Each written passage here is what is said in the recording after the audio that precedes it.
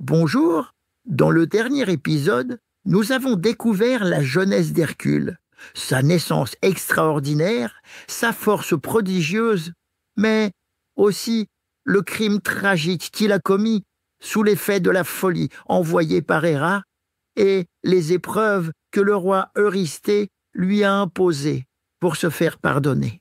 Aujourd'hui, je vais te raconter comment tout a commencé.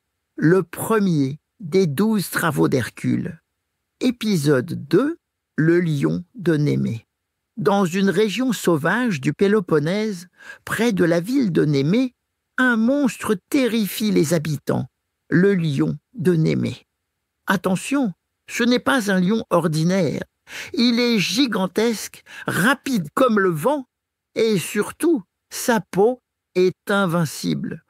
Aucune flèche, aucune lame ne peut la percer. Les soldats, les chasseurs, même les héros les plus puissants s'y sont cassés les dents. On dit que ce lion vient de la lune, ou qu'il a été envoyé par les dieux eux-mêmes. Eurysthée, le roi à qui Hercule doit obéir, choisit ce défi pour le mettre à l'épreuve dès le début. Il veut voir ce que vaut vraiment Hercule. Il lui ordonne « Va à Némée, tue ce lion et rapporte-moi sa peau en preuve. » Hercule s'arme de son arc, de ses flèches, d'une épée et d'une massue. Et il part, seul, sans escorte, vers les collines de Némée. Pendant plusieurs jours, il marche dans les montagnes. Il ne croise que des villages abandonnés et des bergers terrifiés.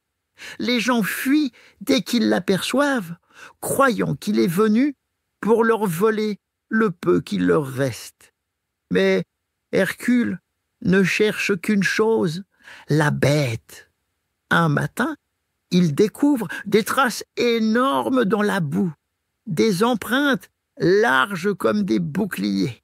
Il les suit, elles mènent dans une caverne creusée à même la falaise, le repère du lion.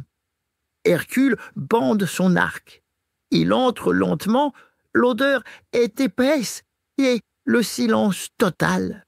Soudain, un rugissement éclate. Le lion bondit hors de l'ombre, immense, doré, et les yeux pleins de rage. Hercule tire une flèche, puis une deuxième et une troisième, mais elles rebondissent toutes sur la peau du lion comme si elles avaient touché une armure. Alors, Hercule jette son arc, dégaine son épée. Il frappe si fort, et la lame se tord. Rien n'y fait. Le lion charge, griffe, mord. Hercule tombe au sol, se relève et attrape sa massue. Il tape alors de toutes ses forces. Un coup, deux coups, trois coups, et la massue éclate en morceaux. Le lion grogne, prêt à bondir de nouveau. Alors, Hercule prend une décision risquée. Il se jette à mains nues sur le monstre. Il attrape sa crinière et serre ses bras autour de son cou. Le combat est terrible. Il lutte, tombe, se relève, et enfin, il l'étrangle, longtemps, jusqu'à ce que le lion ne bouge plus. Le silence revient dans la grotte. Hercule ressort couvert de poussière et de sang. Il a vaincu le lion. Mais il lui reste une dernière tâche, ramener la peau du lion. Il essaye de la découper avec son couteau, mais rien ne fonctionne.